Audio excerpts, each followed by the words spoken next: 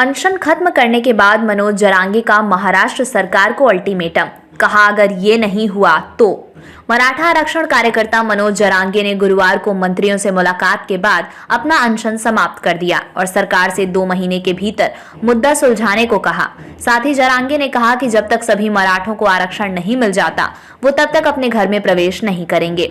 इससे पहले एक सरकारी प्रतिनिधि मंडल से बातचीत के दौरान जरांगे ने मांग की कि मराठों को आरक्षण पूरे महाराष्ट्र में दिया जाना चाहिए, लेकिन समुदाय को आरक्षण का लाभ देने पर 2 महीने में कोई कदम नहीं उठाए जाने पर बड़े आंदोलन की चेतावनी दी।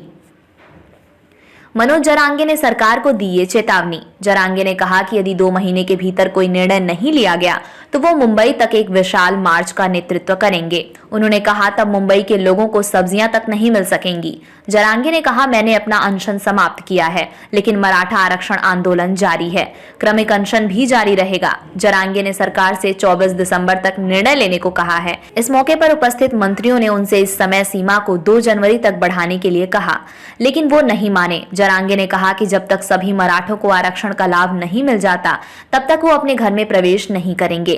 उन्होंने ये भी मांग की कि मराठा आरक्षण आंदोलनकारियों के खिलाफ दर्ज मामलों को रद्द करने के लिए एक तारीख तय की जाए। उन्होंने सवाल किया 13,000 से अधिक रिकॉर्ड पाए जाने के बाद भी मराठों को कुणबी जाति प्रमाण पत्र क्यों नहीं दिया जा सकता। जरांगे ने कहा उन्हें सरकार को मराठा समुदाय को स्थायी आरक्षण देने के लिए विभिन्न समितियों के काम के लिए 45 से 60 दिनों की आवश्यकता है। हम इस बीच गांव-गांव जाकर अपने लोगों से मिलेंगे। अगर हमारी मांगें नहीं मानी गईं तो हम मुंबई की सीमा पर बैठेंगे। जरांगे ने गुरुवार को मांग की कि सरकार मराठा समुदाय के आर्थिक और सामाजिक पिछड़ेपन के सर्वेक्षण के लिए पर्याप्त धन मुहैया कराए और कई टीमें तैनात करे।